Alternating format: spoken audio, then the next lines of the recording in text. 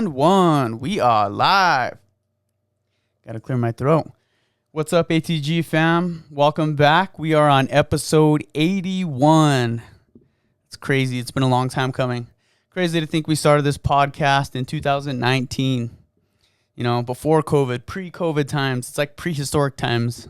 Just talking about it. But I'm super happy to be back. I missed you guys. We're in midsummer right now. We're in August. We're frying out here in New Mexico. For those of you out-of-staters here in New Mexico, it's like living on the sun, but we love it. I'm not going to waste any more time. I got a very special guest with me tonight. I'm going to have trouble saying your last name, so you might have to help me out. You actually are going to have to help me out. I'm going to introduce you by your first name and your podcast, all right? Because I don't want to be that dude who just totally butchers it, okay? I'm sorry yesterday, my syllables are messed up. Guys, I got a very special guest. His name is Pierce. He hosts a local podcast out here in Albuquerque. He is killing it. He had just hit episode 30. We're at the top 1% of podcasts. We'll talk about that stat in a second. Let's waste no further time. We got Pierce from the 505 Connection. Let's go, baby. Hold on, let me give you a little applause. Thank you. Let's go, baby. Love your glasses. Love your glasses. Thank you. Got them from a close friend of mine. Say your name, your last name. Mayadag. Oh, I was going to say it so wrong. Well, how are you going to say it? I was going to say like Mayadag. That's Mayadag. honestly, okay. So I like wanted to throw like a moch in it, but like it's not good. so it's Turkish, and that's actually closer to the Turkish pronunciation. So I should have just went with my heart. Yeah, dude. Damn. So I think the correct Turkish pronunciation, like if you want all the sauce on there, Yeah. it's Mayadag. Oh. With a little bit of. I would have had so much fun So, saying that. I should have. But we've never said it that way. We say Mayadag. We got Pierce Mayadag. What's up, bro? Glad to have you at the table, bro. Glad to be here, bro. You know, we hung out in the springtime. You had me as a guest on your show. Had a blast. We did almost like a 3-hour pod. I think so, like dude. 2.5 hours. It might have even going been back. over 3. Yeah, we had a good time, man. Mm-hmm. And that was our second podcast. Oh, yeah, that we yeah. So recorded. technically we've done 3 podcasts, actually. 2 of them have come out. We're pretty much best friends at this point. Yeah. But yeah, dude, we had a blast. And it's so fun, like having like other podcast hosts on because like it's just so easy to talk. You know what I mean? Mm-hmm. You sometimes get guests that are super nervous and like you just sometimes feel like I don't know. Like I just feel like our conversation just flows so much easier, you know? Yeah. And if it goes off the rails, like we end up talking about what we were talking about last time, like witches and random stuff. Probably, yeah. Like it might just happen. Mm-hmm. So here we go, bro. But I kind of want to ask you some questions since you were doing all the asking last time. You know, the 505 Connection, how did you come up with that name? Like, did you want, I know it's like, you know, the 505 is New Mexico, but like New Mexico True. Were you just kind of like spitballing ideas and it just came like, how do these things come? Cause I'm curious cause my name just like popped out of my head. Like I can't even say I even thought about it that much. Yeah. So that part did happen when the name finally came, it did just kind of pop out of nowhere. I knew what I wanted the purpose of the podcast to be. I don't know if at that point I decided that I wanted it to focus on local. Yeah. You know, local to New Mexico, local to Albuquerque. We're not limited to Albuquerque, but that's where it's at right now. So I don't know if I decided that, but I knew that I wanted to connect people and that I think I had decided on being local because one of the parts about that appealed to me was that if I have a guest on that lives in the same city, the same county, the same state as me, and most of my audience who's listening also lives in the same state, the same county, maybe even the same city, then they get immersed in that conversation, but then it doesn't have to stop there. Right. You know, if there's something about that person or what that person does that really speaks to them, then it's 100 times more accessible to them if they're in the same community. So I think I knew that ahead of time. And my first idea was like, okay, well, I'm going to go around the community. I'm going to meet these people. I'm going to figure out what they're about. and I'm going to get like a little sample of this, a little sample of that, a little sample of this, and then, I'm going to build this nice charcuterie board, of the place that I live with all these wonderful people. I like and so that. my initial idea for a name was the Sampler. And the Sampler, yeah, but I was like, no, like it didn't ring right. So wait, hold on. What about the Sampler? Like, what was the backstory behind that? Well, I just told you, more like that, like a little bit of everything, right? Like I'm getting samples. like a charcuterie. Yeah. Did I say that right, or charcuterie? That's how I say it. Charcuterie. Oh, charcuterie. Yeah, okay, that's probably the right way to say it. Charcuterie. I don't know. I don't really know. Charcuterie. Yeah, say it different every time. The Sampler. I like that. Like a little bit of everything, all thrown in one. But it didn't have, at least the way I was saying it, and in my head, it didn't have the right. It didn't have the right energy. You know what I mean? Like, I don't know what energy it has, but it's not the right energy. Like that zing, like off the tip of the tongue. Right. I need zing. It had no zing to me. Like it did speak to the message, but it had no zing. Yeah. So I was like, the Sampler sounds like the 505 connection sounds like an open platform, like a place. Right. The Sampler sounds like a person, like a scientist or something. Like, I don't know. Like I could see how people could connect it like that. So, and also it is kind of like, I mean, maybe I was hungry when I came up with the name. Yeah. But it does sound like maybe it's a podcast about food. I may have been eating a charcuterie board. Probably. So anyway, so that was like my first name that I came up with at the time that I like received the inspiration for the podcast and what purpose it would serve. But the name wasn't right. And I was like, that's fine, because I'm pretty good with like coming up with names for things. And sometimes you just got to get the crappy names out of the way. Yeah. And then when you do, then that opens up the space for the good names to come. And a little while later, then I got the name, the 505 Connection. And like you said, you don't know where it just came to you. Yeah. That's how it was for me. Like, that's what it is. It works. Right. And I laid out the groundwork. I knew what purpose it was going to serve. So I had everything that, I needed for the name to come to me. Yeah. And then I just needed to wait. And then it did. And I was like, oh, yeah, that's it. That was the zing I was looking for. And cool. It's like, it's unmistakable what I think if you know what 505 is, then it's unmistakable what it represents. Right. So the fact that it has a zing and it perfectly describes my purpose in 2 words. Yeah. Boom. Podcast name. Done. That's cool. That's cool. Honestly, it was kind of the same with me. Like I thought about what's my lifestyle? How do I live? How do I want, you know what I mean? Mm-hmm. And so you come up with this in your head of what you are, what you want it to be. Mm-hmm. And then, like you said, the right idea just sticks to the wall. So that's cool, bro. The 505 Connection. You guys just hit 30 episodes, man. Congrats. Thank you. That's a big accomplishment.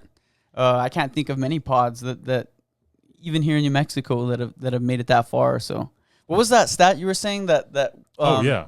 So okay, crazy. Like, it's hard to believe. It is hard to believe, because when you said it, I was like, whoa. I'll explain the math on it and why it makes a little bit more sense. But so there's like a bajillion podcasts. There's not a bajillion, but there's definitely millions of podcasts. Yeah. I like bajillion better. Yeah. So we'll say about a bajillion, maybe give or take half a gajillion. Yeah.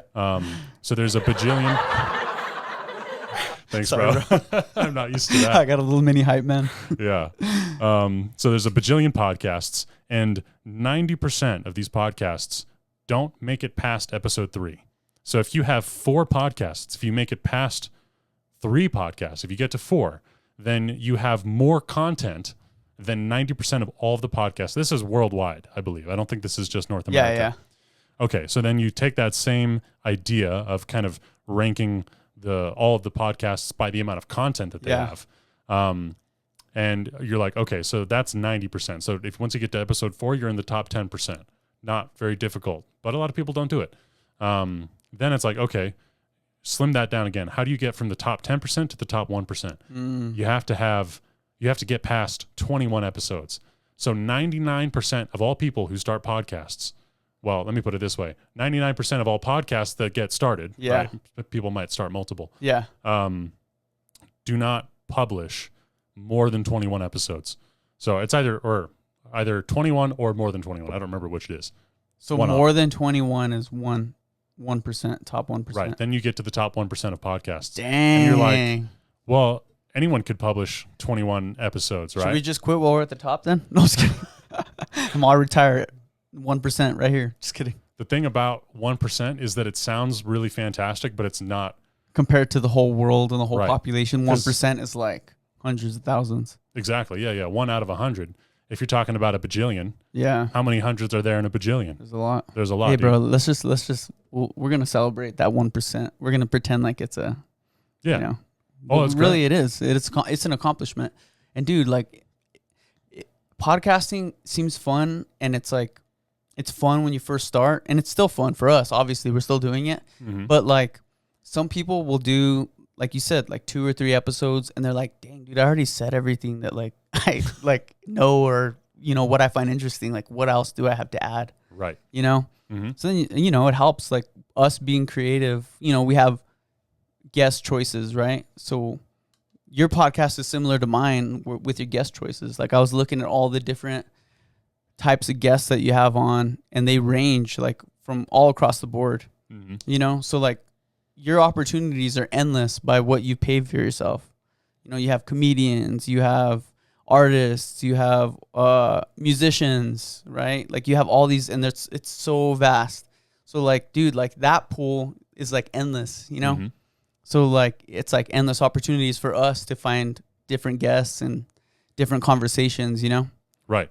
That is one thing. So I had Natalie and Gabby from, their podcast is on hiatus because they started focusing on other things. They had a lot going on. Yeah. So they did a health podcast, and I don't know if it was when we were talking on the pod or off, but they were talking about how when they first started, it was just the two of them talking about, you know, whatever health content they wanted to talk about that week. And it was like, you know, once you start getting to the double digits, and it's just the two of you, it's like, it's hard to come up with new stuff, new material, new content. So then that's when, well, they might have done it sooner than that, but then it's like, oh, if we have someone on, then we get to bring in someone else's perspective, someone else's experience, someone else's ideas. Right. And then that gives you something to talk about. Because, I mean, yeah, if you're just working with what you have in your own head, you're gonna, especially long form like this, you're gonna get to the limits of that pretty quickly. Yeah. Unless you have something fresh to either, you know, well, I mean, the guest adds or something. you're just pulling up like trending topics, like, hey, Right. like this happened this week, let's get our reaction. Right. But so your guest is either adding something of their own, or, well, they're always doing that. But then the other thing they do is they might say something that reminds you of something that maybe you wasn't on your mind, you know, or you hadn't thought about in a while, or gives you a new perspective, or causes you to think about something that you already knew in a different way. they just pulled it out of you. Right. Yeah. So you have that interaction. Dude, I like that. I totally agree with that too, because there's been so many times where I've had guests on and I was like, or they'll bring up a memory and I was like, dude, I would have never remembered that. Right. If you didn't like bring that up. Like, wow, like that's so cool, you know? And those different perspectives, it's cool because you're getting to learn too. Like, it not only is it good for the audience, but like you're also like growing as a person. Like, wow, I never thought of it that way. Right. Or, you know, like everyone really does have their own unique story. So like when they're telling their story, it's like not everyone got from A to B the same. Like no one got from A to B the same. It's always different, you know? And so it's cool to see that growth like in other people. Right. Yeah, it's interesting. You get, I mean, you've had not only a variety in the occupation and the specialty of what your guests do for a hobby or for a living, but also a range in ages. Yeah. And when you start to, you know, if you're talking to someone who's young and maybe they're just getting started, then with whatever they're doing, then the conversation about what they're doing has a lot to do with their inspiration and what they're planning on doing, like the future, right? Because they're young. Right. Most of their life is in the future. But if you get someone older, like I think I've had 2 like old guys, you know, guys like probably over distinguished. We'll call them distinguished. Yeah. So I've had 2 guests over the age of 70. So there's not a whole lot to talk about. That's the perfect sound for that. They're not talking about like the future as much. Yeah. Because they've lived this whole life, and it's like they're kind of it's like they're kind of like mellowing down a little bit, you know, and reflecting on the last 70 years of their life. Yeah. So when you get older guests, a lot of what you end up talking about as far as, you know, what they do and what they're interested in is about the past, things that they've already done, things that they've accomplished in the journey that they've been on, as opposed to the journey that they're going to go on. I like that. Yeah, that is true. You know, like it's cool to see the younger mind and how they see where they're going to go on the path that they have for themselves. And then all of these more distinguished people that have all this life experience have all this to offer to the younger crowd. Right. So like if you have listeners from all ages, you can gain from both. You know, like the elderly can gain from like, wow, like this youthful mind, like look at how inspiring they are. You know, they're making me they bring a new life into themselves, you know, right, that they didn't know they had. And then the younger people are like, dang, like that person, I have the same goals that he did, but then he did all X, Y, and Z to get there. Like, and he made all these mistakes. Maybe I could just jump all these mistakes from what he'd already learned. Right. And, you know, it's so cool because, dude, like life is just a crazy experience in itself. Like just living, you know, like just living day to day. We all have a job. We all work to make money, to eat, to sleep, you know? But then like once you reach that goal and you're like, okay, I could sleep, I can eat, I'm living on my own. What do I want to do? What am I passionate about? And then that's like, you know, what most of the guests will bring in. Like, that's when I found my passion. Like I loved making music. I love, like, this is what I always wanted to do, but I had to get to base level first, you know? Right. And it's so cool because most of the people have their passion just in the back of their head always. Like since they were younger, like, dude, since I was a kid, I always wanted to do this, but I finally wasn't able to do it till I did this. And, you know, same with us, or same with me, you know, like I always kind of knew I wanted to do some type of content related, like in the back of my mind, but like podcast didn't exist when we were in middle school. You know what I mean? Like, I don't know what year JRE started or that hit mainstream, but I know I first started watching in like 2014-ish. And I was like, dude, this is sick. Like, this is something that I would like to do, you know? And, you know, what a psychopath. Like, hey, I want to make a channel where people hear me talk for an hour. You know what I mean? Like, right. We're total psychopaths. Yeah. But when we bring in guests, it's like, dude, like we're helping them grow at the same time. Because like my favorite thing is like, I love biographies. Like I love figuring out like the birth of great things, you know? Like I love the Red Hot Chili Peppers, but like I read their biography and it's like so cool to see the birth of how they got to, we all know the outcome, but like, how did you get there? You know? Right. It's like, people don't talk about it like enough or a lot, you know? Because everyone just sees these stars and it's like, you just think they've always been stars, but they haven't. Right. You know, they all grew up. Some of them have these crazy stories. Jim Carrey living in an RV with like 6 siblings, like unique stories, you know? So it's like, and it's like inspirational because you're like, dang, dude, like if Jim Carrey could live in an RV with 6 siblings, like any other person would tell that guy, like, dude, your future's like, you're not going to be a movie star. Right. You know? But like when you see people make it through that, you're like, dang, like I could do this or I can do what I want. Like what's stopping me? Right. You see, well, when you hear the story, like the biography of how they did it and how they got there, it's like you see the path, or you see at least a path that got someone there. And especially when you hear about where they started, you know, before there was anything that stood out about them.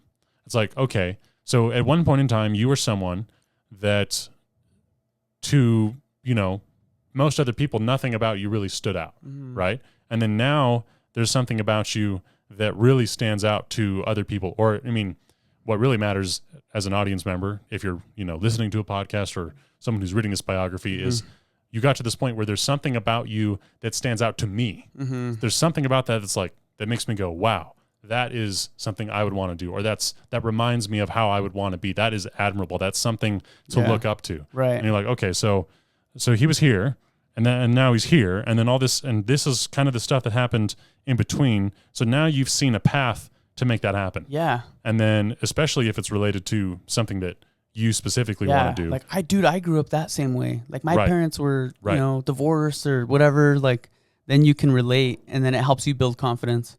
Right. And you're like, oh, it can be done. And you know, in like the back of your head, it can be done.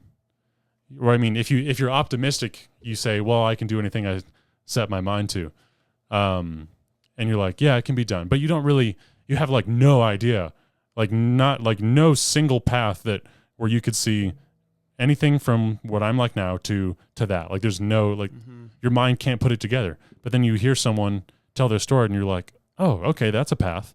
And then maybe you hear someone else tell their story and you're like, oh, okay, that's another path. So that's like, okay, now there's these two paths that get you there. And you listen to a lot of different people talk about how they went from, wherever they were to wherever they're at. Yeah. And you're like, okay, so there's all these different paths to get there. You can try to pull from specific paths. Yeah. You're like, okay, this seems like it would work for me. Or you could look at all the paths and you could say, what do all these things have in common? Yeah. Right. And then, I mean, when you start to look at it that way, then you can really pull a lot. Then you could, you could pull something from like what does every one of these stories have in common? And how do I make that? What's one common thing? Because obviously that's one of the keys across the board. Right. Yeah.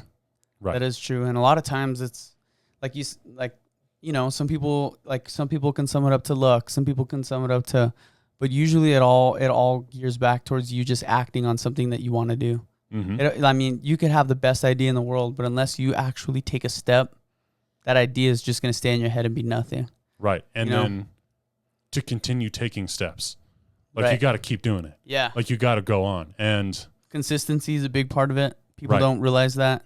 Yeah. And it's so, dude, with the culture, the social media culture, like consistency isn't even like brought up. It's like you just see someone post one video and they're take off, So like a lot of these kids, if they don't like get 1 million views on their first Instagram reel, they're like, wow, I'm a loser.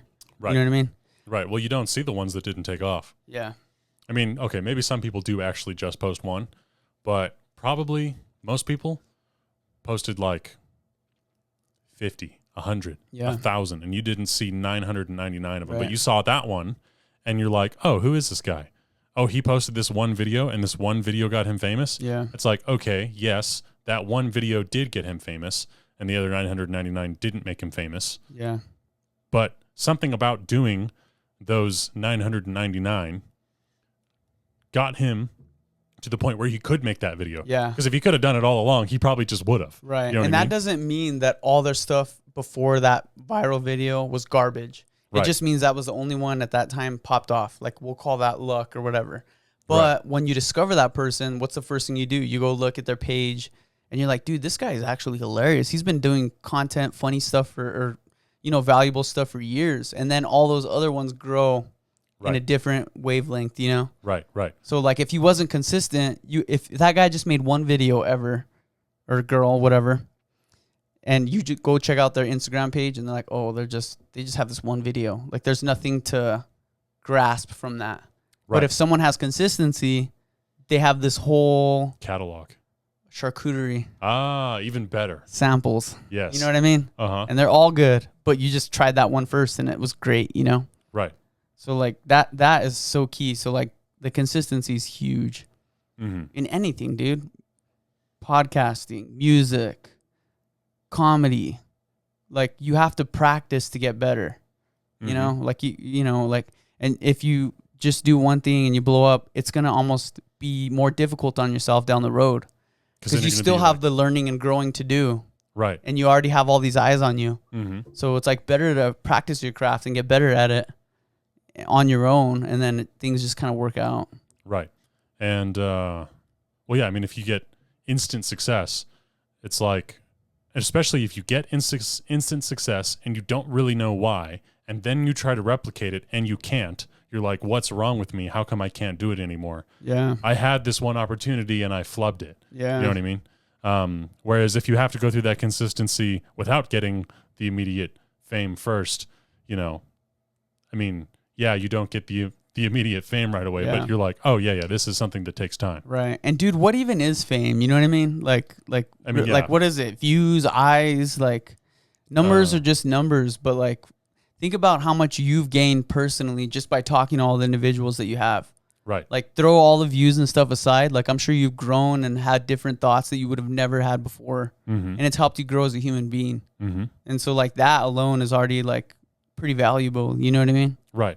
And I didn't set out on this with fame as, I mean, I assume it will come. And like, if I want the podcast to reach a lot of people, I have to be, if not me, at least the podcast has to be somewhat famous, right? Yeah. But that's not the goal, is fame. Mm-hmm. Fame is like probably a necessary condition of the goal. Right.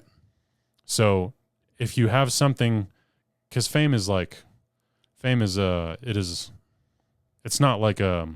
not a virtuous thing. Mm-hmm. You know, it's kind of like it's nice and it has, it's, you know, it's helpful. Yeah. But it's not this thing to be aspired to. Like there's higher things in life to aspire to. Right. You know? And well, I mean, just higher is a way to put it, but you could think of it, you know, without even saying like, without having like a moral structure behind it. Like there's more meaningful things to you, because the fame will not be meaningful to you. Or if it is, then it will be sort of a vicious cycle. Yeah. You know, it's something, it's not nourishing, right? It's not. It's it's addicting is what it is. Yeah, it is. You get a hit and then it leaves you wanting more. Yeah. And then like there's this new culture, like with like, you know, everyone's doing live streams now. Yeah. Like you've heard of Kick and all that. Yeah. So like people, they know that to get the most views, they got to do the most stupid, outrageous stuff. Right. Even if it means like fighting in public, just causing total disruption and chaos. Mm-hmm. And yeah, they're getting these numbers because we're just watching, like, it's like you can't help but look at like a train wreck. Like you don't want it to happen, but you're like, right. dude, like, wait, what's going to happen? Like, but they're on this like toxic reward system. Right. Where it's like, okay, we need to keep pushing the bar. Right. Like, let's just go poke some random person in the chest and just start a fight. Right. You know? And it's like for the wrong reasons, you know? Right. And so not only in that case would you be aspiring to fame, or just in general something that doesn't nourish you, right? Something that will always leave you wanting more and leave you needing more. And so not only are you aspiring towards that, but you're sacrificing the things that actually do nourish you. Yeah. To pursue that. Right. Yeah, and who wants that? Like, who wants, like, I don't know. Like, as a human being, you want to keep growing and becoming more, I don't know, you just want to become a better person, like, throughout life. Like, no one's goal is, like, I want to become worse when I grow up. You know what I mean? Yeah. And so, like, if you start that path, it's like you're only going to get worse. Right. Like, the worser, the more views, the worser, the better.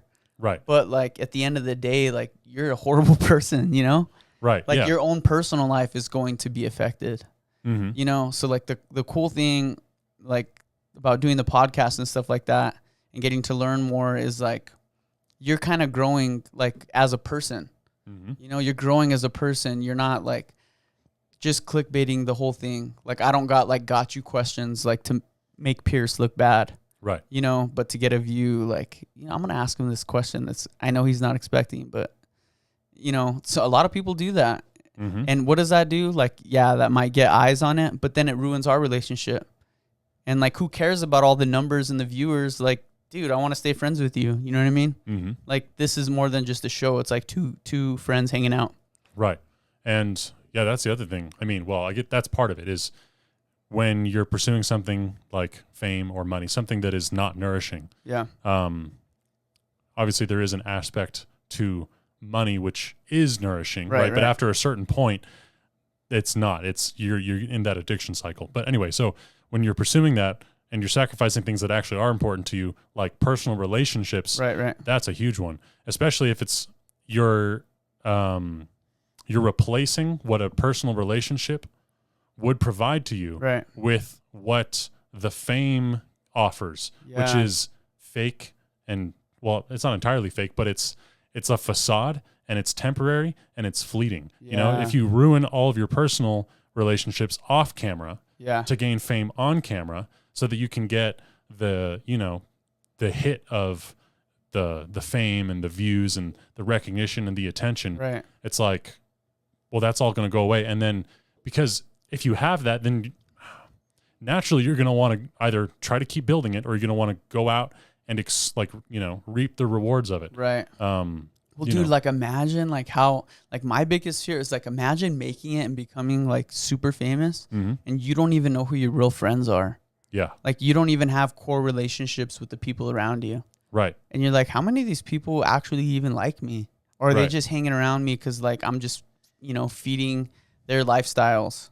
Right. Like my goal or like someone that I look up to that like is, super big, but he's always kept his circle is like Adam Sandler. You look at Adam Sandler, he's like he's been with his same group of friends making movies for years, and like they've always just done what they want. They've had fun.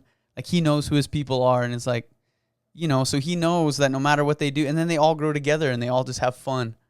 Like that's like something I would want, like all my friends to be my friends and stay my friends, but like still do dope stuff, Right.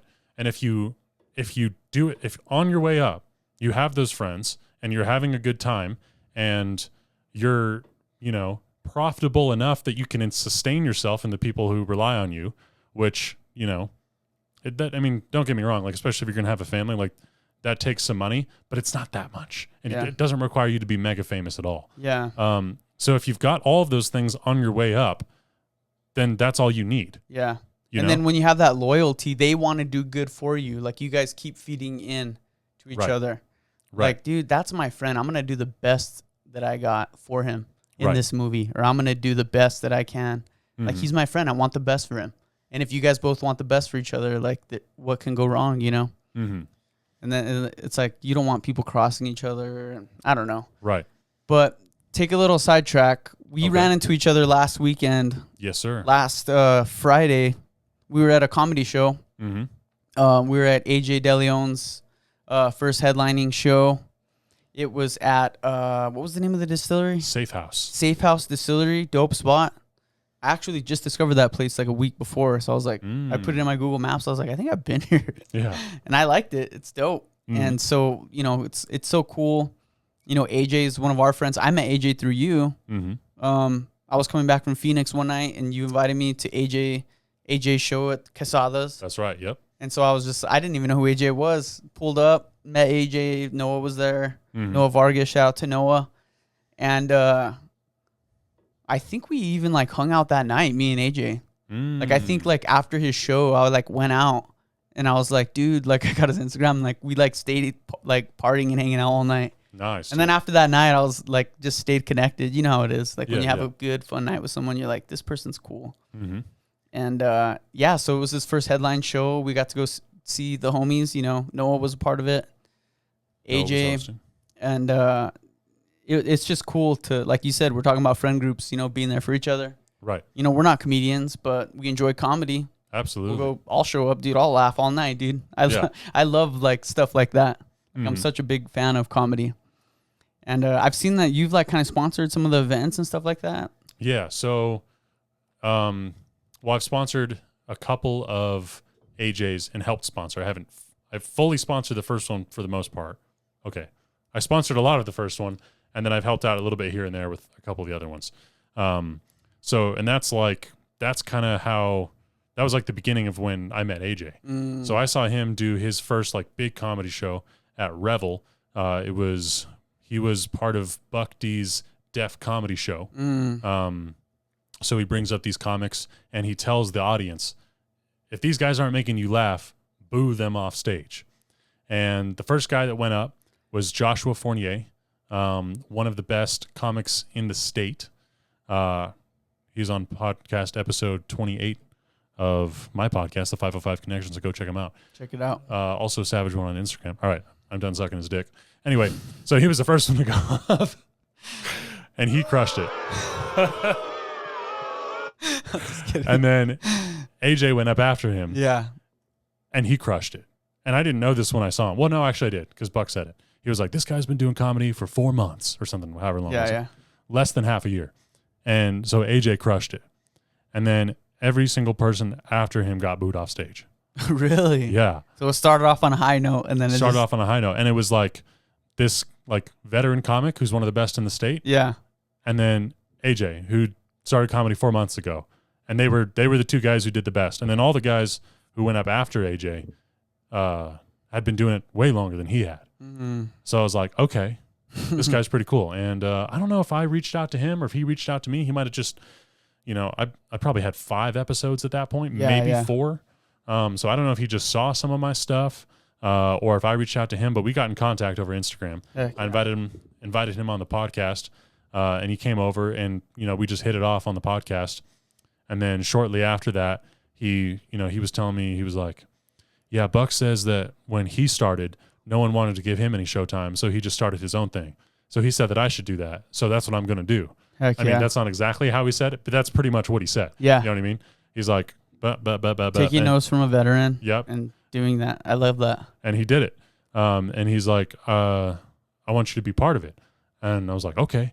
So we started talking about it, and we tossed around a couple ideas. So, we kind of came up with a plan of like what we're going to do. And he had already found an event space by that time. Mm-hmm. We talked about like, a couple different comedians. He booked all that stuff. And then we talked about, I was like, okay, so like, what do we have to pay for, and how are we going to get it paid for? Yeah. So we figured out like, all right, we're going to pay the comedians this. And I think that was all we had to pay for, because the event, Tractor Brewing. Okay. Shout out to Tractor Brewing, the location at Wells Park. I love Tractor. I love their, what is it called? Honey Haymaker. I love the Haymaker. I don't know if that's seasonal or not, but I like that drink. Shout out to the Wheat Bears there. Yeah. So they were kind enough to offer AJ and I their venue for free to do these comedy shows at. So anyways, all we had to do was pay the comedians. And he found a couple sponsors, and then we were like doing the math, and there was still most of the cost left to cover. So I decided to cover that for him, so that we could make it happen.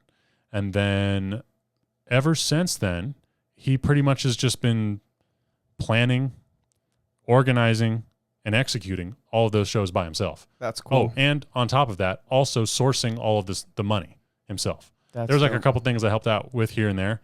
And he's been gracious enough to keep my name on, well, not my name, but the name of my podcast on the flyers. Heck yeah. Since I helped him get it going. So, but really, he's been doing all the work for the last, 4 of these that he's done.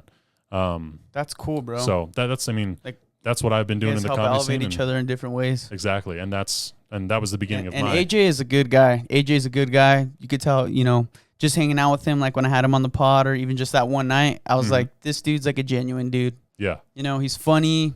You could tell his heart's in a good place. Mm-hmm. He's not trying to, cut anyone off. He's just trying to just have a good time, dude, and do comedy. Yep. Like, that's just as simple as that. And he's doing just that, And he's doing good. He's doing really good. I've seen him a couple times. Well, we saw him last weekend. Killed it. I brought some of my work friends. They had a blast. Yeah, I saw you guys. Yeah, I was like, hey, you guys want to go to a comedy show? Like, one of my friends, they had a blast. Yeah. They told me that, they had a good time. And so it's cool to get outside people to come support. And, next time they come back or want to go, we'll just keep building the crowd, dude. Exactly. And so he organized that show himself, too. And because we were looking for, he talked to me about it. I didn't do anything, right? I'm not going to take credit for it. But he was like, because Tractor was nice enough to give us a free venue, and they were giving us Monday nights. And he was like, I want a different night of the week. So he went out. I don't know. I guess he knew one of the guys who worked there. He knows everyone. Born and raised here. Very sociable guy. So he knew one of the guys that worked there and found the spot. He'd already met a bunch of comedians by that time. So he had a whole lineup ready to go. Noah hosted it. Yeah, Noah killed it too. Shout out to Noah. Did a great job hosting. Mm-hmm. To be a host, you're the one who's demanding attention right away. Hey, everyone, you're setting the tone. Right. And he did just that, And then he got to spit off some jokes too that were hilarious. Yeah, dude. Because Noah's a comedian as well, not only a podcaster, but he's jumping into comedy. Him and AJ, I think, started around the same time. I think so, yeah. They're like almost on 9 months now, maybe. Yeah. Let me think. 9 months. So I think it was August when I saw him. Might be more. It was probably like September or something, but it's probably getting close to a year. Yeah. Since I don't know when they say they officially started, but I think AJ, if I remember back from episode 6 when I had him on, I think he said the first ever thing he did was like in August. His people thought he was funny, like, and he kind of thought he wanted to be a comedian, but he hadn't really like done anything. Like he hadn't written any jokes or like made any sort of jump. Right. And his like dad, he just kind of went out and riffed. Right. Just, like with his friends and whatever. And his dad saw that and he was like, it was like a comedy competition. He's like, you should do this. And he's like, okay. Heck yeah. Like 1 month, maybe advance notice. And then he did it, and I think he placed second in that first ever comedy competition. Dang, and that's then from so there, cool. He's been hungry. Heck yeah. And he's improved a lot. And he's having fun. You know, he's like not taking it too serious. He's just going out there and doing what he loves to do. Mm-hmm. You know, I can't forget to not have fun, you know? Exactly. Well, especially when you're an entertainer, dude. Yeah, you got to enjoy yourself, because if people don't see you enjoying yourself, they're just going to match your energy, you know? If they like, comedy is that weird thing where it's like a mirror, except what you put out is what you get reflected back to you, you know? So if you show up like hella nervous, people are just going to eat you up. Right. Or if you show up and like you're just like, it's like so crazy. Like comedy is so unique in that way. Like where the audience can just see right through you, you know? Like if you're not vibing out, it's sad to say, but it's like sometimes not more entertaining, but just as entertaining, like when someone bombs too.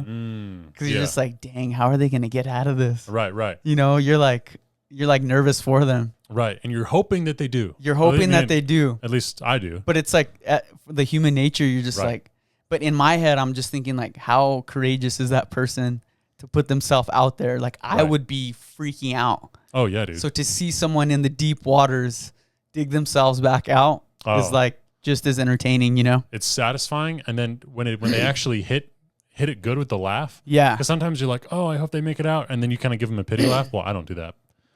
But sometimes that's like the vibe, right? But it's like, oh, you want them to get out of that hole? And then they actually do, and they hit you with something that smacks. You're like, then it's satisfying, and it's relieving, and it's funny, and you get to enjoy all of those things all at the same time, you know? Yes. You're like, oh my God. Like you're like relieved, but at the same time you're enjoying yourself. Right. And it's cool. I like it. I love like just like human nature, like how people respond to things, how like I like love that, like even podcasting, like the human interaction, like with people, with how people can move a crowd, you know? Right. And just seeing like all the different ways that it can go. Right. You know, it's fun.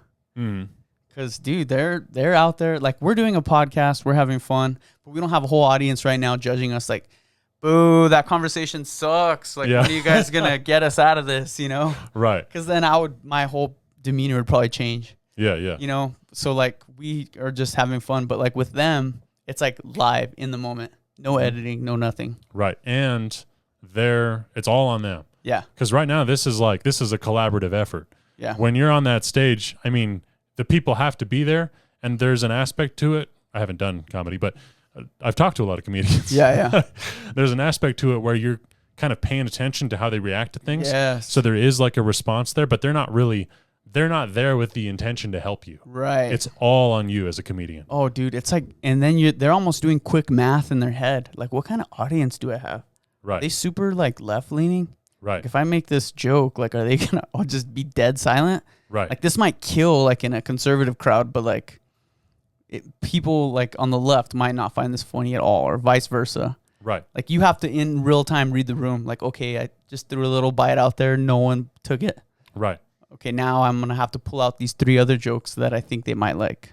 Right. And then on top of the content, it's like, okay, is this room, are they paying attention to me right now? Is there something going on in the room that's distracting them? Yeah. Did they come here to see the show? Or did they come here to eat and drink? And do I now have to do something to draw their attention in so that I can hit them with the jokes, you know? That's true. All those things. Yeah. Like even like at the show last weekend, like the Olympics were on the TV. Yeah. And he called so it they out. had to address it. They're like, yeah, dude, like obviously, you know, the elephant in the room, the Olympics are on. And some comedians just riffed off that. Right. And it's like calling out things in real time and then doing it. Yeah. I think that's cool. Would you ever get on stage? So would you ever host or anything like that? I did. Did you? I did. I was, I think it was our third or fourth show. AJ and I's third or fourth show. Yeah. Again, AJ doing most of the work. But AJ was like, dude, I want you to co-host with me. And I'm like, in my head, knowing full and well that I've never done anything like this and that I probably wasn't capable of it. But I'm like, I also don't want to back down from a challenge. Yeah. So like this, my friend, like he's counting on me too. Right. Well, I mean, he could have done it by himself because he had done it by himself. But he's like, I want you to co-host with me. So I'm like, okay, I'll give it a shot. Didn't go that good. Was it a one and done or what? Or was that the only time you did it? That's the only time that I've done it. I'm not like, it is something that I'd like to do. Yeah. But it's not a priority. And I don't like to do things poorly, especially if I know that I didn't prepare for them very well. So I would want to work at it. You know, I want to invest in it and then do good at it, you know, but that was kind of like on a whim. That was kind of on a whim. And I just decided to go for it and could have used some preparation. So I would love to do it again sometime after I take it a little bit more seriously. Just kidding. That is how I felt, dude. Just kidding. Yeah, dude. It was like, it was like an orchestra of that. The violins, the cellos, the flutes, those big drums. Yeah, dude. Boom, boom, boom. Oh, dude, I can't imagine. I don't think I'm the same as you. If I did it, I would have to know at least a month in advance or something. Right. And not just be like, yeah, you know. I mean, I did know in advance, but I was like, I definitely can't drop all these other things that I'm responsible for right now. Yeah. To prepare for this. Right. So I'm just going to fucking wing it. I'm going to keep doing the things that I said I was already going to do, and I'm going to do this on top of it and see how it goes. Did you try and like tell jokes and stuff too? Or how did you, what was your... So a little bit. Well, I was just trying to just get everyone hyped up. Right. One, I was trying to address the audience, and two, I was trying to add to what was going on. Right. That's how I viewed my role. Yeah. And AJ and I were going to go out and practice this. And then things didn't end up working out. I had a personal situation that came up, and I wasn't able to meet him out there. I ended up going out later by myself to try to get comfortable talking to people. Yeah. But AJ and I hadn't done this together yet until we got on that stage. So, you know, he'd done this before, so I was kind of trying to let him do his thing and then trying to slip in there, you know, trying to toss him a pitch so he could hit it out of the park. Right. But we hadn't worked together before, so we didn't know how to do it. Yeah. So I was fumbling. That's hard. I was getting in his way. It's your first time, so you have nothing to reference it off of. Right. Like, oh, AJ likes this, or, you know, I'm going to tell him this, and I know he's going to take off with this. Right. Or I know he's going to talk this much. Yes. You know what I mean? Or I know he's gonna take 90% of it, and I'll add the extra 10. Yeah. You know, so I was finding that balance in real time while we were doing it. So I mean, I'd probably be better at it than the first time. Yeah. Because I got better at it while I was doing it. Now you have something to look back at. Right. To change, you know. So, dude, but props to you, dude. That takes a lot of courage. Thanks. Yeah. And I respect that, dude. Just stepping into the unknown. Yeah. You know, a lot of people would never even give it attention. Yeah. You know. Yeah. But when you have friends, you know, that push you and challenge you and give you offers and stuff, it's like, why not? Mm-hmm. You know. Mm-hmm. You know, sometimes it's worth it. Now you guys have a funny story to even talk about. Let's say you never do it again. Dude, remember that one time I hosted just on a whim and whatever happened? Yeah, yeah. The least you get out of it is just a funny, cool story down the road, you know? Right. Let's say he blows up. You're like, dude, remember I hosted one of your first comedy gigs? That was crazy, right? Yeah, yeah. So especially if I ended up doing it more and then I got really good at it. Yeah. And be like, remember the first time? Special on Netflix? Yeah, dude. Ooh, full circle. Yeah, I better get going on this live hosting stuff. You never know. And it's way different than, we already talked about this, but it's way different than hosting like this. Yeah. So, because it is improvisational, but you're not having a direct conversation with someone. Yeah, you're not. You know? Yeah, you're entertaining a crowd. It's right. A whole body of people. Right.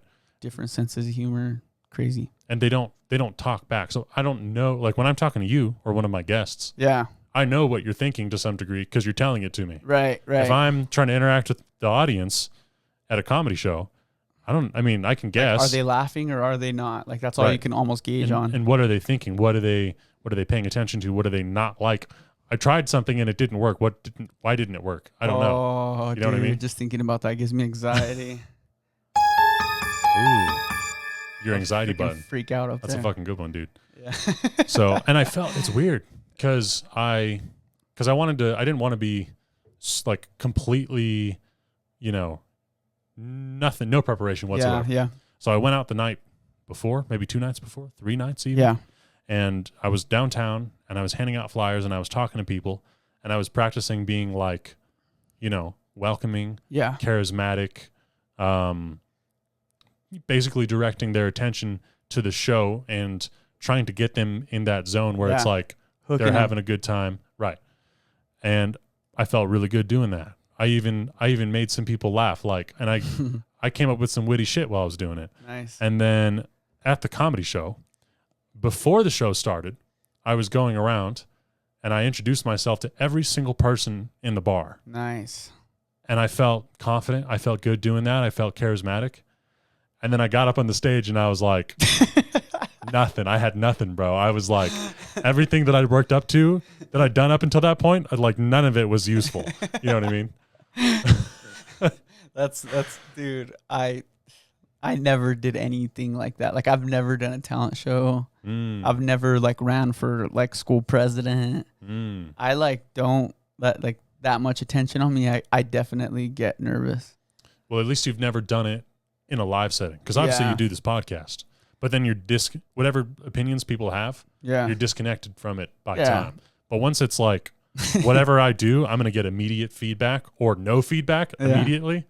Then dude, that's when the pressure comes imagine on. Being on that Def Jam show or whatever. What was it? And then everyone's just booing you. Yeah. Oh, dude.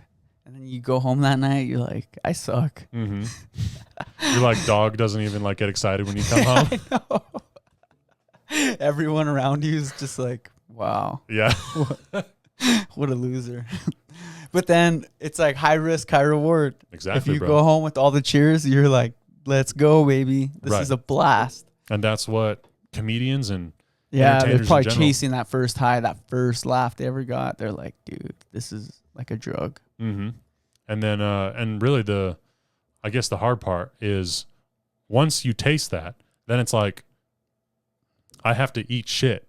I have to bomb in order to be able to keep getting that and to get better at getting it and to get it more consistently. Yeah. So it's like, okay, is the humiliation and the disappointment in myself, is going through that worth the dream, the goal that I'm aspiring towards? Yeah. And if the answer is no, then, well, you're not going to get very far. That's true. You know? Yeah, that's true. What you're willing to put up with, Right.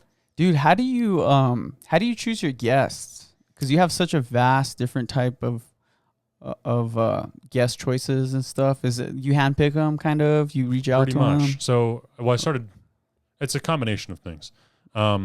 So for one thing, not all the people that I reach out to come on. Not all the people that I reach out to respond.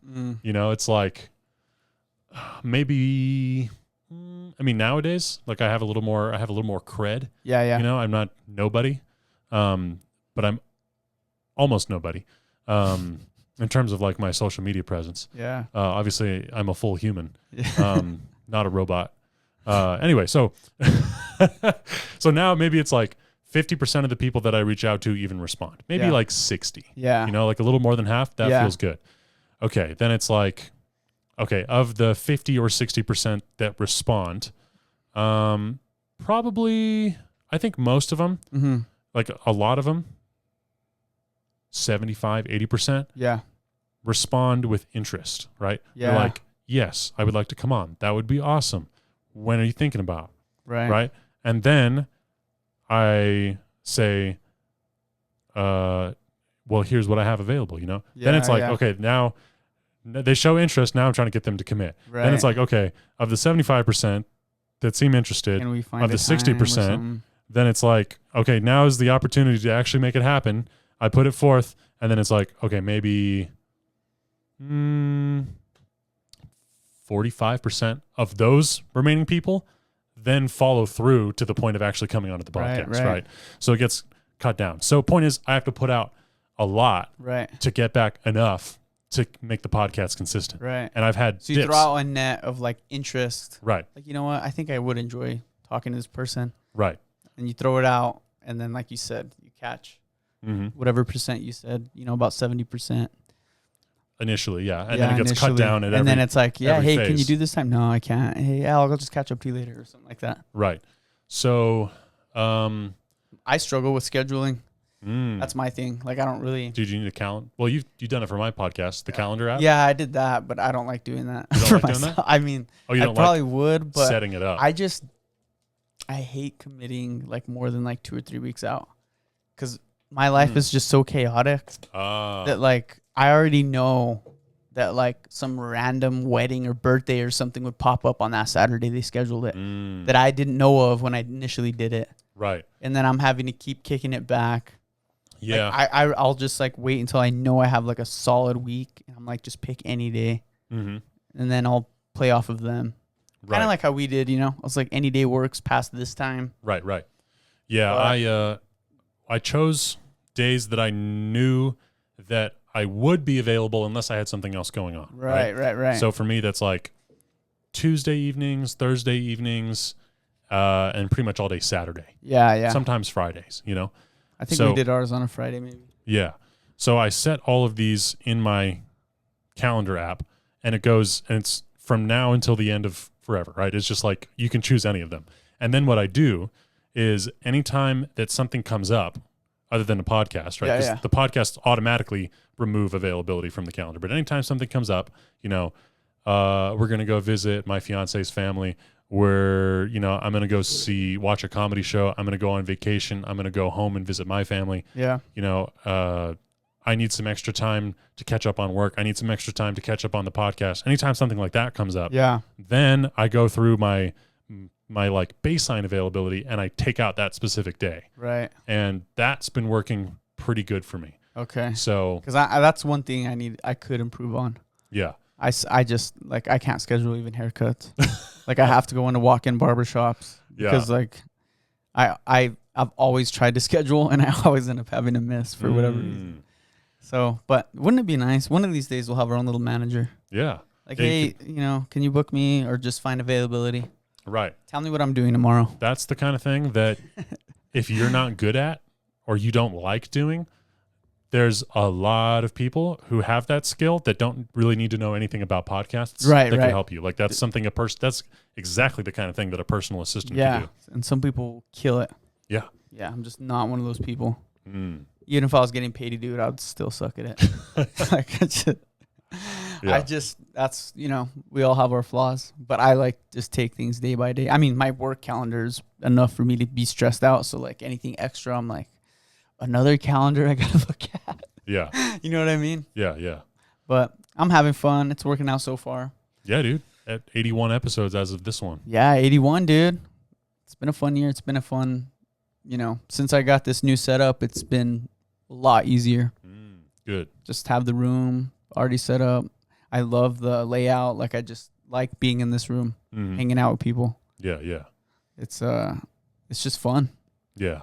I was going to talk more about like how I choose my guests. So I explained like the whole net process. Yeah. The scheduling. Like, how do you like? Right. So some amount of it is I think this person would be interesting and I just send them a cold DM on Instagram. And I've had some success with that with people who have way more recognition than I do. Yeah. Some of it is I'm just doing things in my regular life. And in the back of my mind, I'm a podcast host. Yeah. So I meet someone who's doing something interesting and I find out a little bit more about them and they seem interested in telling me about it. Like they're willing to basically, have a couple minutes of what our podcast would be already. Then it's like, okay, now from there, then I invite them kind of in that organic situation. And then the other thing that's been happening a lot, and this is why I've had a lot of comedians, like maybe at this point, half of my episodes might be comedians, is I started getting involved with AJ, right? Yeah. So now the relationships that I'm forming on the podcast are starting to go a little bit deeper than just the podcast. Right. So now it's more than just a cold DM. You're actually like meeting people face to face. Right. And like knowing in real time. Right. And I'm going out to see stuff that AJ does, or, I was helping him out with those shows. So I'm going out and now I'm immersed in the comedy scene. So now I'm organically meeting more comedians. Right. So now it's like, I've been really immersed in the comedy scene here. I don't know how many comedians we have, but I've had a lot. I've had like dang near most of the ones who are like really doing something. Yeah. And I'm not putting down the others who are doing something that I haven't had on. Yeah. You know what I mean? But like I've had a lot on. That's cool. So, and at this point, and I don't dislike it, but I do want to bring back the variety a little bit more. Right. So like dip into different waters. Right. Or like go to different events that are other than comedy, like a music scene where you. That's the thing is I gotta. I mean, that's what's worked out the best for me is when I legitimately get immersed in a particular scene. Yeah. In a particular local scene. Yeah. When I got immersed in the comedy scene, boom, comedian, boom, comedian, boom, comedian, guests. Okay, so, well, why don't I just go? Why don't I do that in another scene? And the thing is, I got to choose one that is legitimately interesting to me, that speaks something to me that comes naturally to me, so that I already have that interest in it. Because if that interest is intrinsic in me, in whatever the subject is, then meeting the people, talking to the people, inviting the people on the podcasts, learning about them on the podcast, all that's going to come way more naturally. Yeah. You want it to be as organic as possible. Right. Like I always tell everyone, like the guests almost choose themselves in like a weird way. Yes. Like me running into you last weekend. Like I just knew, I'm like, you know what? It's time. Yep. You know what I mean? And it like worked out. Like now we had something to talk about. It's fresh. We both went to the same event. We did a podcast together. And then like I'll run into someone else or I'll go somewhere else. And it's just like being with them in person, like it sparks that interest. And I want it as fresh as possible. Right. So like most of the guests that I have on, I'll like run into them the week before or something. And I'll like talk with them or we'll go out on a night. And I'm like, dude, let's hang out next weekend. Let's do it. You know? Right. That's how it is most of the time. You know, obviously you can't go out every weekend and be hanging out with everyone. Oh yeah. But like sometimes I'll just be hanging out with someone that I never even would have thought of. And I'm like, dude, we should do a podcast. Or like, they don't even have to be doing anything. Like I just want to talk to them more. Right. And it happens like that.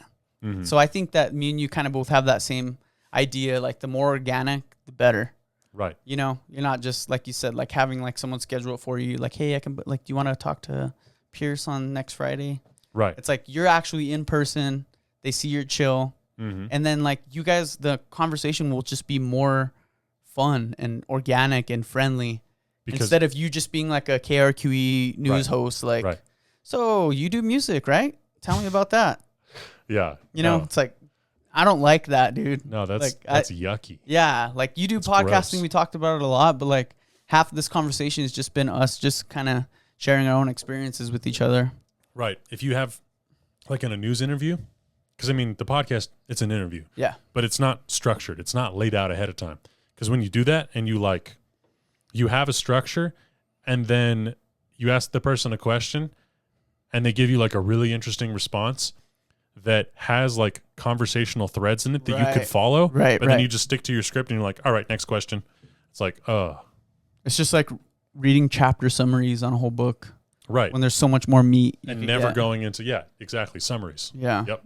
And you're like, dang, like that sounded like it would have been sick, you know? Right. And so it doesn't go farther than that. Right. So that's why we don't do it, you know, news hosting style. It's an interview because I am interviewing you. It's too mainstream, bro. Yeah, exactly. We're against the grain in this. Exactly. 505 grain. But yeah, it's organic, and then you get to follow things naturally. What's something that you've enjoyed the most, like since you started the pod? The thing that I've enjoyed the most is seeing the podcast actually fulfill the purpose that I set out for it to do. Yeah. That has been the most exciting thing. And it happens in little ways a lot. You know, maybe I put out a podcast and 100 people see it. You know, it's like, okay, so now my guest is getting a little bit more recognition. Yeah. Maybe I put out a reel, like my 5th podcast. I had he's a personal trainer and he's also a competitive athlete. Nice. In a sport called the Highland Games. Have you heard of that? Highland Games? Never. So it's kind of what is it? So it's kind of like, have you heard of strongman? Yes. Okay, so it's kind of like strongman, but it's it's like Scottish themed. So they a lot of them wear kilts, and all of the objectives are like throwing based. So you might have seen like the one that a lot of people have seen. It's called the caber toss. They get this massive log, like it looks like a telephone pole. Yeah. And they balance it, and then they run with it, and then they toss it end over end. And they do other things too, like shot put. So is this dude like? Oh yeah, this guy's like a strong man. This guy's like tank, strong as fuck, dude. Juggernaut. Yeah, this guy. He's telling me he like, I don't know, like 650 deadlift for two, bro. Dude. Yeah, he's fucking strong as shit. So anyway, so you had him on your 4th episode, or what were you saying? Fifth episode.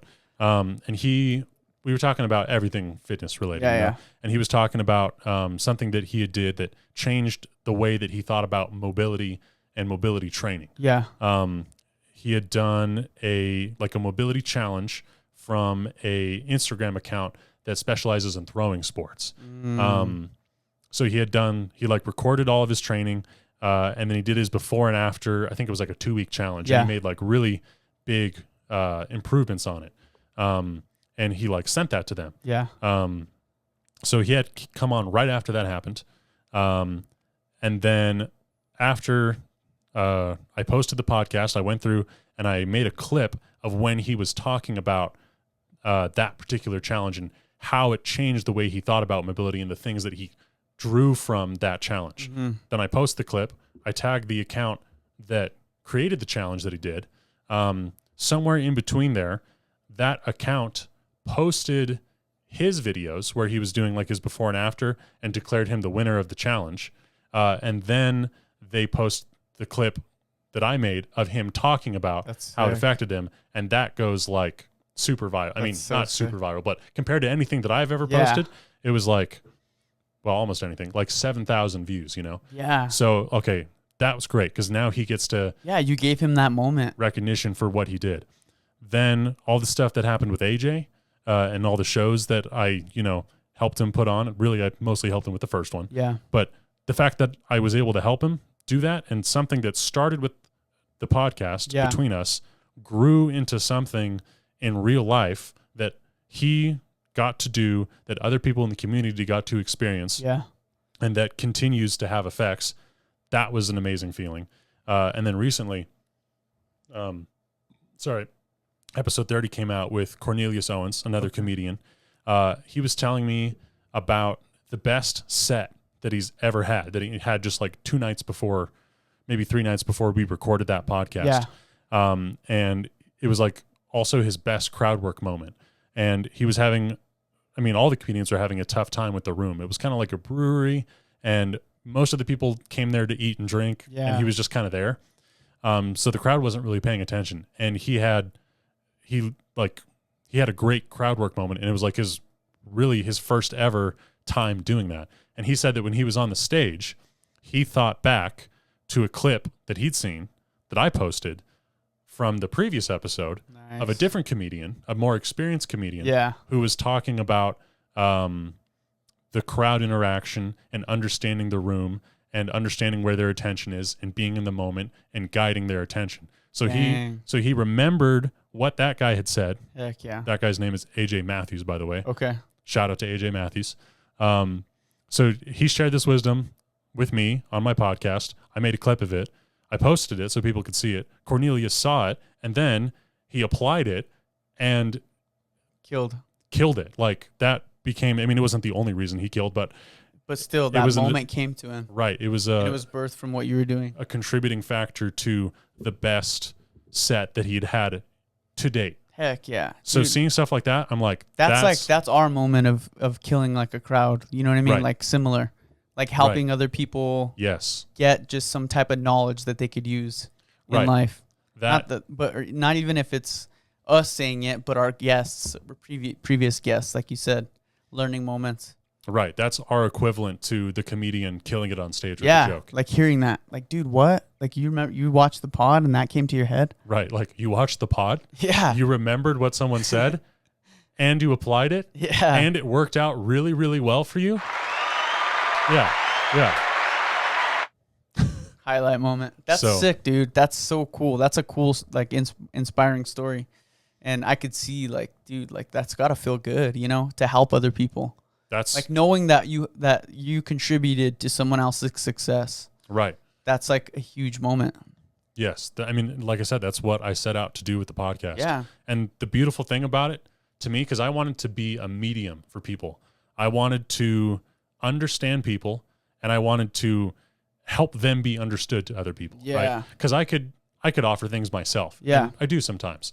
But I figured that what I felt like I would serve my best purpose doing is to be that medium. Yeah. So I took something, I was able to find something. I didn't take it, right? But I was able to find something, some knowledge, some wisdom that AJ Matthews had, and then connect that, transmit it to Cornelius through something that I enjoy doing, the podcast.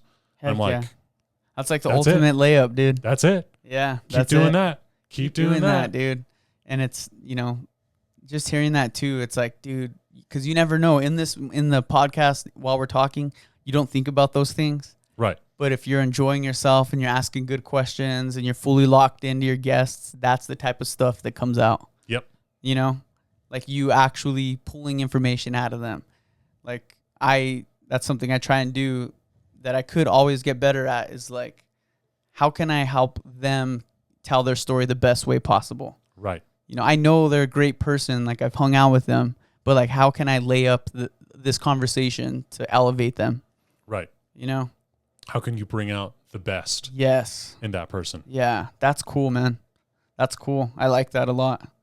It makes me think about it makes me look back and think like all the connections that have been made throughout this journey. Right. And I think it's fun, dude. Like with what we do, the more connected 505 connection. Yes, sir. The more connected our web is, the better off we're all going to be. Right.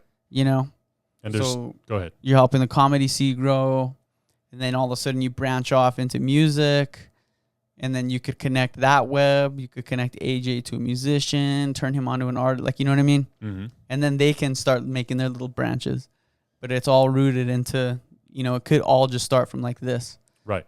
And then I'll recommend you, like tomorrow I was going to invite you. Remember how I was telling you about my friend Joe from Ito's Barbershop? Yeah. Oh, yeah. So he's having an event tomorrow. Okay. It'll be fun. It's going to be at the shop. I think it's like from, I don't even know the time. I'll send it to you. I'll send you the flyer. Excellent. But like on the day, like all kinds of different vendors will be there. Music. There's like a DJ. And it's just kind of like a mixer. Yeah. And there's like no pressure, nothing. It's just like come hang out. I think they have like a keg and everyone just kind of chills. And like I've met a lot of my guests, like just going to those and meeting people that I would have never ran into on my own, Mm-hmm. And then the more that you go to them and the more guests you have, like now when I go to it tomorrow, I'm probably going to know way more people than I did the first time I went. Right. Like, oh, dude, I had you on the pod. Like, what's up? You know what I mean? And then if I go there with you, and I know you, and you already know some people there, then you can help me get to know those people. 100%. And I know a lot of those people would love to be on a podcast, and they all have great stories. Excellent. Especially Joe. Joe, he's been doing these events for over 2 years now. Yep. And he's had so many different vendors and stuff like that. And it's just cool because like he'll have get-togethers at his house, and like those events have made his friend group just grow, and it's like almost like a big family friend network now. Yeah. So where before it was like no one really kind of knew each other. Right. And then you go to more and more, and you like just like, dude, what's up? Everyone just becomes homies. Right. So it'll be cool. And every time I do go, I always meet someone new too. So that's a good thing. It's not like you're just only seeing the same people. Right. Like there's different vendors that they'll bring in, and I'm like, what's up? Right. So looking forward to that. Ito's Barbershop, go check it out. Joe Beta, you're a legend. And all the other vendors I can't think of, but have a lot of their merch here. Empty apparel. What stickers do I even have? I don't know. I got a bunch. Shout out to all the vendors in New Mexico. I love you guys. Even the ones that I don't know. You guys are killing it. But dude, it's been a great time. I love hanging out with you, bro. It's always fun catching up with you. I'm excited for your journey. I'm glad to see you're still having fun doing it. You're loving it. The mindset that you have is key. And I just hope, we could both continue doing our things. It's cool. It's fun that we're both kind of in the same realm doing it at the same time. It's fun. Right. And we can go off. You do your podcast. You meet all these people. I do my podcast. I meet all these people. And then we come together. It was sounding so good. Just kidding. And then we come together, and then we get to share what we learned. Yeah. And then we get to go apply it. Yeah, that's the thing. That's what I like, is because not a lot of my friends do what you're doing. Right. So it's cool to bounce ideas back and forth. because I learned from it and I could use it, Right. So I'm going to get an assistant, get a calendar going. No, I'm just kidding. That's the next step. But dude, episode 81, 505 Connection. You guys go check it out. I'll drop the link in the bio. It's at 505, the 505 Connection on Instagram.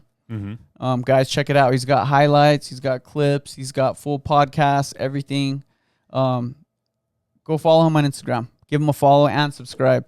You guys don't think no one really thinks about it, but subscribing helps our channels out more than you guys know. Oh yeah. And it's so easy. You don't have to pay. It's not like we're asking you for money. Nope. Hit subscribe. Click and the button. The cool thing is we're not in this algorithm that gets recommended these huge podcasts. So if you guys want to keep watching more, just subscribe, and then when we drop new episodes, it'll pop up on your feed and you get to check it out. Yep. They'll be out on YouTube, Spotify, and recently now they are also on Apple Podcast. Let's go, baby.